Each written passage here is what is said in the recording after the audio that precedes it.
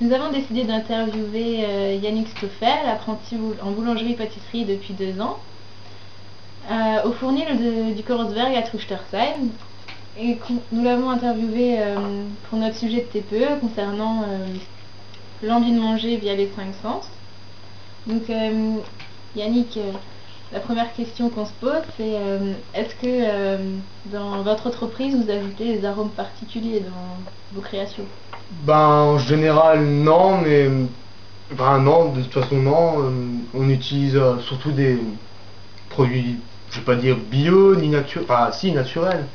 Mais en ce qui concerne les croissants, par exemple, on essaye d'utiliser du pur beurre, de la farine. Basique, mais je veux dire sans arôme, quoi. Pas comme les grandes industries ou quoi que ce soit, je vais pas donner de nom. Mais voilà, quoi. Non, on n'utilise pas. Vous utilisez peut-être du nappage alors?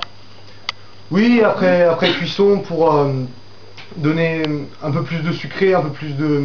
Pour donner de la valeur au produit une fois fini dans les rayons. C'est. Il y en a qui aiment, il y en a qui aiment pas. Bon, c'est.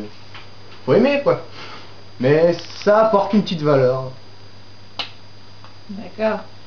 Et donc du coup, le nappage, il apporte aussi un côté esthétique à vos produits. Est-ce que vous avez d'autres techniques pour la présentation?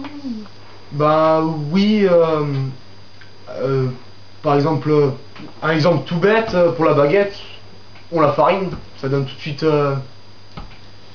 un autre aspect, quoi. Et sinon, bah, un exemple tout bête aussi, c'est pour Noël, les bûches. Bah, décoration avec du chocolat, avec le nom de l'entreprise dessus, avec le logo. Que ce soit des fruits, enfin oui, on décore, on essaye de donner de la valeur au produit avec un décor. D'accord. Et est-ce que dans votre vitrine, la lumière, elle joue un grand rôle? Est-ce que vous avez un fort éclairage ou un normal afin que les clients soient attirés par vos produits? Non, pas spécialement. La vitrine en fait varie selon les saisons. Genre, par exemple, Halloween, on avait des citrouilles, toile d'araignée, bon, basique quoi. Pour Noël, on avait la fausse neige, etc. Pour l'automne, bon, bah, les feuilles mortes. Pour l'été, bon, bah, ce sera certainement plus été quoi. Mais de la vitrine, on aperçoit quand même la pâtisserie, ce qui est un plus, certainement un plus. Et concernant la dégustation, est-ce que vous faites de temps en temps des dégustations gratuites pour que les clients ils puissent voir le goût de vos produits et ainsi sûrement revenir à d'autres occasions? Oui, c'est très fréquent pour lancer des nouveaux produits, par exemple.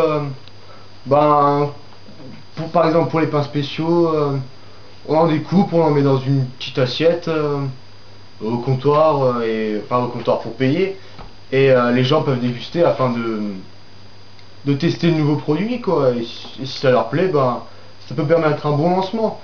Après, pour la pâtisserie, ben, même principe. Je reviens sur l'exemple de Noël pour les bûches. On avait fait une après-midi spéciale pour ça, quoi. Et les gens pouvaient déguster chaque sorte de bûche afin de savoir ce qui leur convenait le mieux pour Noël et enfin, pour leur commande de Noël. Pour Nouvel An aussi. D'accord.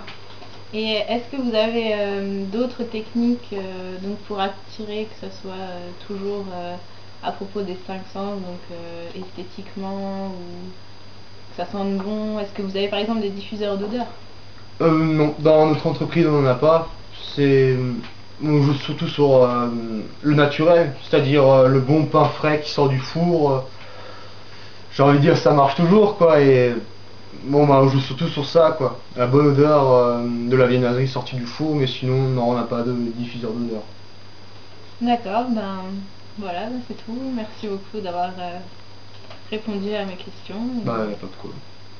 En espérant aller dans votre boulangerie un de ces quatre alors. Ouais moi aussi.